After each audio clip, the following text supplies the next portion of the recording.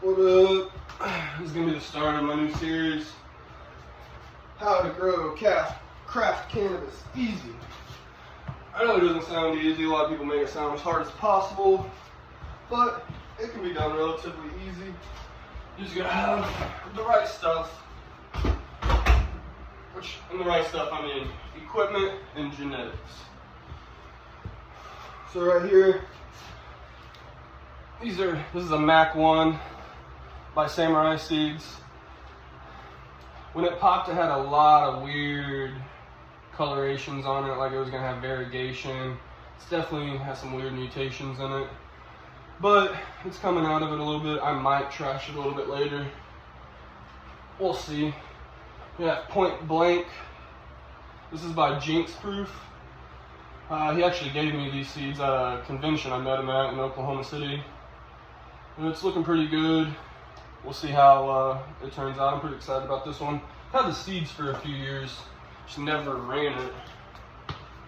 And then over here, we have the ones I'm really excited about. These are made by In-House Genetics. This one is their Black Cherry Twist. I love cherry strains. One of my favorite strains ever was Cherry Garcia by Ethos. Just tasted so clean. So I'm kind of excited about this one. But this one I'm super excited about. My favorite terpene profile is GMO, like permanent marker, you know, those funky, garlicky strains. And so this is Garlic Storm by In-House Genetics. I'm really hoping that turns out well. This is a 640 watt LED. It is on about 50% power, so I'm guessing I'm running about 300 watts, and I'll continue to the 300 watts until I flip them into flower. Then I'll boost it up to about 65-75% until week 3. Then I got a Activair humidifier on a controller, keeping it about 45 to 50% humidity in here. There is central AC since I am in my house. It's not quite enough to keep it where I want, so I do have a window unit in here, also on a controller, and that's going to keep it between, there you go, it just kicked on right now. And that's going to kick on at 78 degrees, bring it down to 75 degrees, and it's going to keep it in that 78 to 75 degree range. That's a big deal when growing cannabis, is keeping your humidity perfect. And then on the nutrient side of this grow, we will be going just all organic. I'm making my own super soil, I guess you could call it. The base soil is just an aged bark soil. It has really no nutritional value at all. It's made by Berger, just a real clean soil I can get my hands on pretty cheap. And then I am adding worm castings. It does have some perlite in it, but I like a little more perlite in there. I know that says Miracle-Gro on there and everyone hates them, but we'll get over it. Perlite.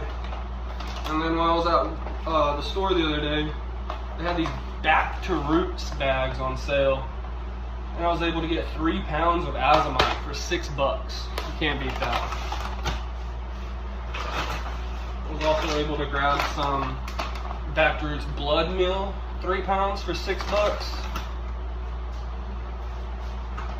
And then I don't have the bags in here. I'll have to show you on a different date. But I use Roots Organics foundation in their bloom. And it's like a powder. And this has all the good bone meal, kelp meal, alfalfa meal.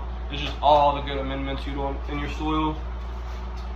And so I'm doing about a cup of the worm castings, a cup of perlite, and 2 tablespoons of all of these azomite, blood meal, and my Roots Organics dry amendments.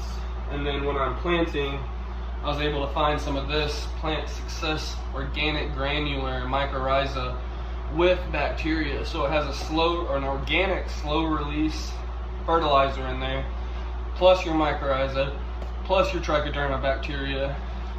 So I thought that was a pretty cool product. I'm giving this a try. it's working out really good. I've had all these plants have gotten one treatment of them. But yeah, that's it. It's beginning to grow. I'll do weekly posts, keep you updated. But it is, again, just to show you how easy it can be to grow super good weed.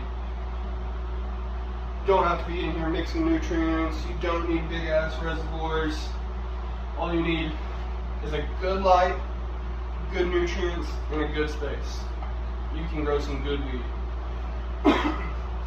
Do not cheap out on your light. Everyone wants to cheap out on the light. You can go to Amazon or Alibaba or all these other cheaper websites and find, this $2,000 LED for 50 bucks. The problem with those is that the driver on them is about 50 watts. The driver is what pushes the power through the light. That light is only a 50 watt light. You can put as many 10 watt diodes on that light as you want, but that driver will only push 50 watts. That means your plants will only receive 50 watts of power to grow. And a lot of growers, once they start getting going, they start doing a gram per watt calculation to see how efficient they're doing. At a minimum, once you get good and comfortable with your grow, you should be doing a 1 gram to watt ratio. That means every watt you have in your grow room on your light, you should get a gram for that. If you have a 500 watt light, you should get 500 grams, 600, etc. So what's that tell you? 50 watt light, that's maybe looking at 2 ounces of weed if you do everything perfect, which is going to be hard to do. So you're probably going to get 14, 15, 20 grams of flower for 3-4 months of work. Not worth it. So let's get a good light. And then the air conditioning is the next most important thing, because hot weed tastes terrible, tastes like grass, we all know that. Anything grown in super hot environments, it's not going to be that real dense, pretty weed that sparkles. It's going to be, if anything, you might have some big lime green buds, but there's going to be no terps, no THC, lower THC, I shouldn't say no. But this LED, super good quality. I actually got it secondhand, so I got this for a steal. Actually, we paid $80 for this, 640 watts for 80 bucks. That's crazy. But I think that's it. I will keep you updated.